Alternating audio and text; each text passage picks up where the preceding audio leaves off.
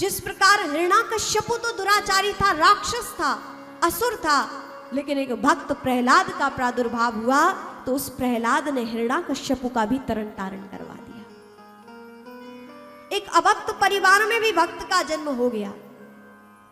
कुल की प्रधानता नहीं, भक्ति में कुल की प्रधानता नहीं है, भक्ति में भाव की प्रधानता है, भक्ति में प्रेम की प्रधानता है।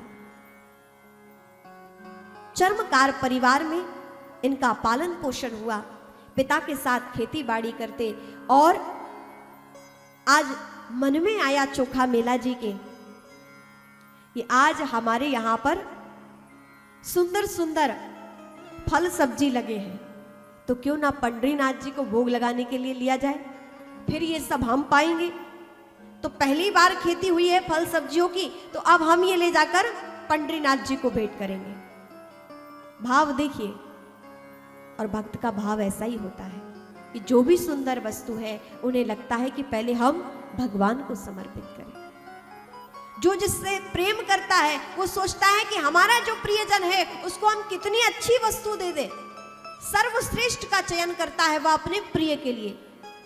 ठीक उसी प्रकार वह परम भक्त जो उनके अति प्रिय इष्ट है, वह सोचता है कि सबसे प्रिय वस्तु या सबसे अच्छी वस्तु या सबसे सुंदर वस्तु, शुद्ध वस्तु हम भगवान को भेंट करें। और भक्त चोखा मेला जी ने कुछ सब्जी और फल बांधे और पंडरीनाथ जी के पथ पर चल पड़े। लगभग 20-25 किलोमीटर दूर उनका गांव, मार्ग में लेकर चले हैं, पोटली बना ली, अब चलते जा रहे हैं मार्ग में और गाते जा रहे हैं विठ्ठल विठ्ठल विठ्ठला पांडुरंगा विठ्ठला, गाते जा रहे हैं और मन में एक ही भाव कि कब मैं मंदिर में पहुंच जाऊं और मेरे सामने ही भगवान मेरे इस प्रसाद को पाले। और गाते जा रहे हैं विठ्ठल विठ्ठल विठ्ठला पांडुरंग विठ्ठला, विठ्ठल विठ्ठल हो विठ्ठल विठ्ठल विठ्ठला पांडुरंग विठ्ठला, विठ्ठल माझा विठ्ठल विठ्ठल विठ्ठला पांडुरंग विठ्ठला,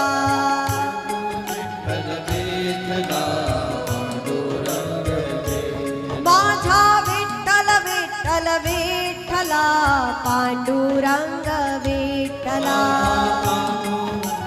विठ्ठला विठ्ठल विठ्ठल विठ्ठला ओ विठ्ठल विठ्ठल विठ्ठला पांडुरंग विठ्ठला, विठ्ठल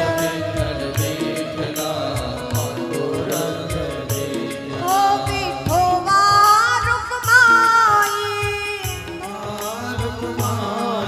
विठोबा रुक्माई, माझा विठ्ठल विठ्ठल विठ्ठला, माझा विठ्ठल माझा विठ्ठल विठ्ठल विठ्ठला, माझा ओ विठ्ठल विठ्ठल विठ्ठला पांडुरंग विठ्ठला,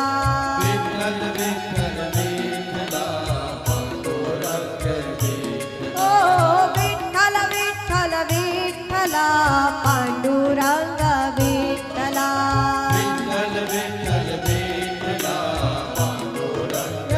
विठ्ठला विठ्ठल विठ्ठल विठ्ठला पांडुरंग विठ्ठला, विठ्ठल विठ्ठल विठ्ठला, विठ्ठला विठ्ठल विठ्ठल विठ्ठला पांडुरंग विठ्ठला, विठ्ठल विठ्ठल विठ्ठला पांडुरंग विठ्ठला, विठ्ठल विठ्ठल विठ्ठला पांडुरंग विठ्ठला, विठ्ठल विठ्ठल विठ्ठला पांडुरंग विठ्ठला,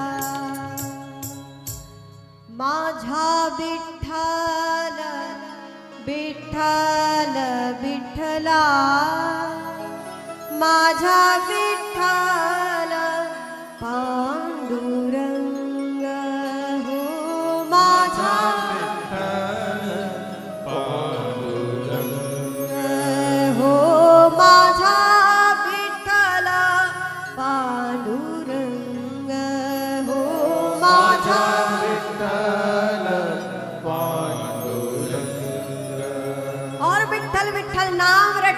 बड़े प्रसन्नता के साथ चोखा मेला जी अपनी फल सब्जियों को बांधकर पंडरीनाथ जी के रास्ते पर चल पड़े।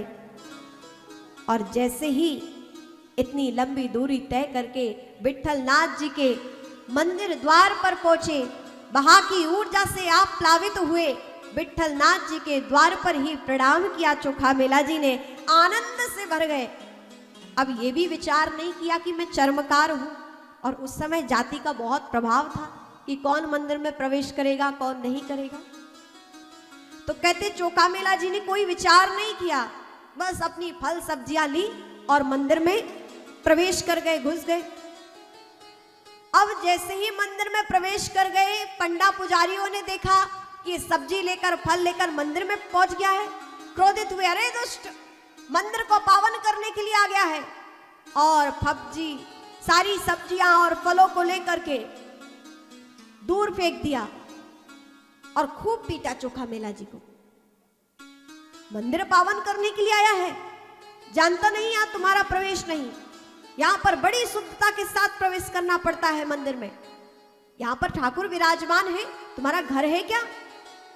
बहुत डांटा चोखा मेला जी को। बेचारे चोखा मेला जी हृदय को बड़ा कष्ट हुआ कि मैं कौन सा कुछ प्रभु से मांगने आया था, अपनी फल सब्जियों को भगवान को भेंट करने ही तो आया था। मेरा क्या गलती है? मेरा ऐसा कौन सा आचरण गलत हो गया? क्या श्रेष्ठ कुल में जन्म लेना ही श्रेष्ठ होता है? और ये जाति, ये कुल तो समाज ने बनाया है, परमात्मा ने थोड़ी बनाया है। ये तो मानव ने बनाया है। मानवों को भी जिसने बनाया उसने जाति नहीं बनाई है। बहुत दुखी हुए, बहुत चोट लगी चोखा मेला जी को। अपने फल और सब्जियों को बीनते हैं उठाया, अपने साफी में बांधा और लेकर चल पड़े। गुरगुराते जाते मन में, हाँ विठलनाथ जी, तुम हमें क्यों चाहोगे?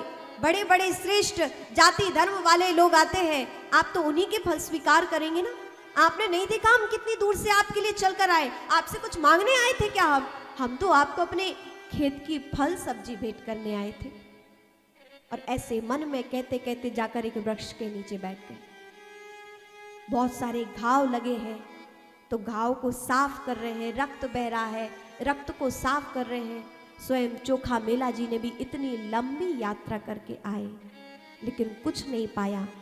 मन में विचार था कि पहले परमात्मा को फल सब्जी भेंट करूंगा अपने खेत की, उसके बाद ही कुछ पाऊंगा। लेकिन घटना ऐसी घटी कि स्वयं भी कुछ ना खा सके, भगवान को भेंट भी ना कर सके। अपने रक्त को साफ कर रहे थे, अपने घाव को देख रहे थे, इतने में संध्या हो गई। और कहते हैं संध्या के समय अब भगवान से रहा ना गया। अपने भक्त के साथ यदि ऐसा व्यवहार हो जाए तो भगवान कैसे रह सकते हैं?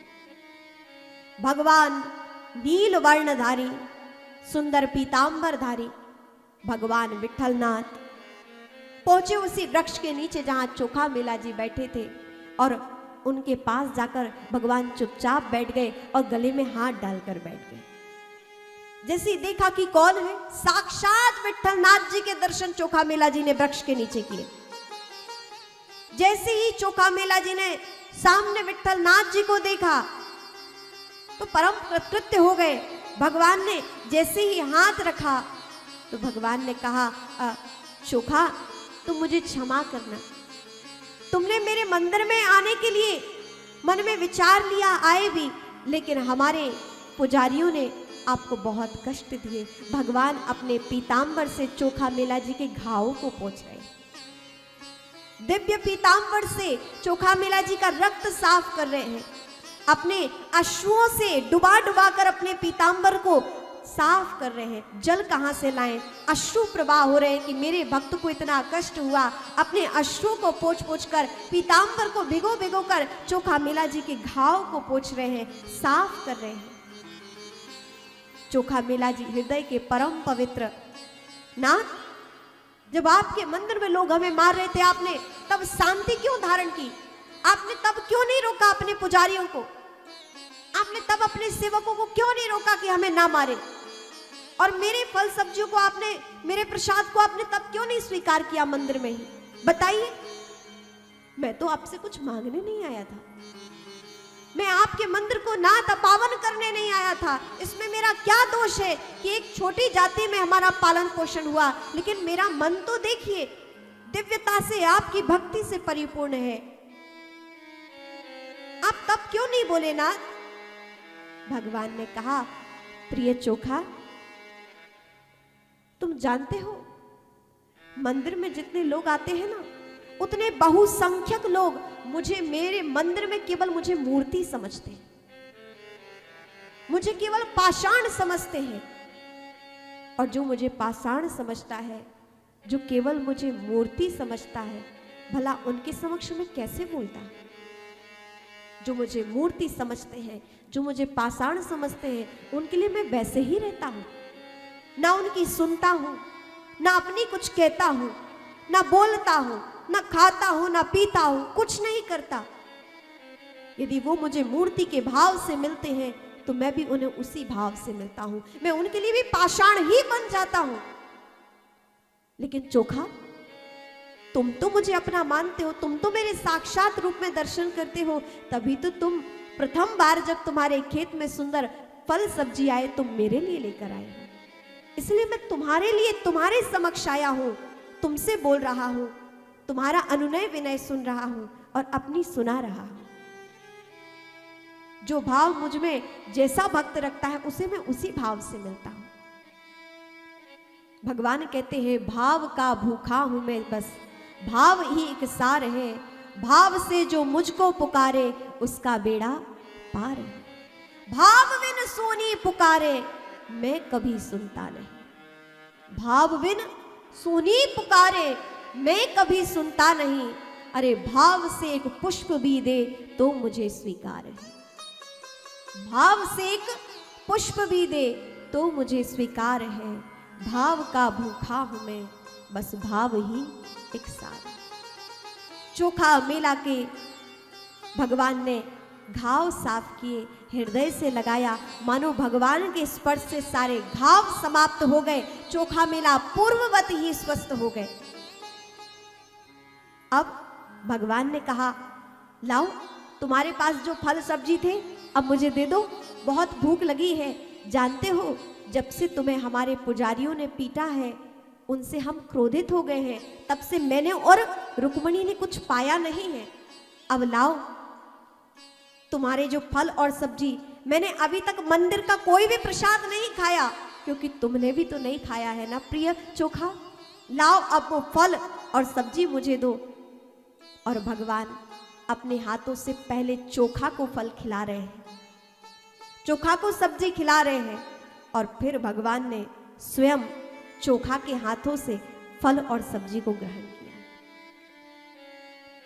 अब भगवान का पेट भरता जाए और कुछ कुछ भगवान चोखा मेला से हाथ में लेकर जेब में रखते जाते, अपनी पीताम्बरी में बांधते जाते। चोखा ने कहा, भगवान ये क्यों? आप मेरे ही सामने सारे फल सब्जी खाइए, हमें प्रसन्नता होगी, आप ये रख क्यों रहे हैं? आप कहेंगे तो मैं पुनः अपने खेत से फिर ले आऊंगा। भगवान ने कहा, नहीं, तुमने कुछ नहीं पाया तो हमने भी नहीं पाया था, और हमने जब कुछ नहीं पाया तो हमारी देवी रुक्मणी कैसे पाएंगी? वो भी तो अभी तक भूखी बैठी है। अब तुमने मुझे तो प्रसाद ग्रहण करा दिया, अब ये कुछ प्रसाद हम रुक्मणी जी को भी लेकर जाएंगे। और कहते हैं भगवान ने चोखा मेला के पास बैठकर बहुत वार्ता की। भगवान ने हृदय से लगाया, अपना प्रिय भक्त माना, और प्रसाद लेकर चोखा मेला जी से मंदिर में पहुंचे भगवान।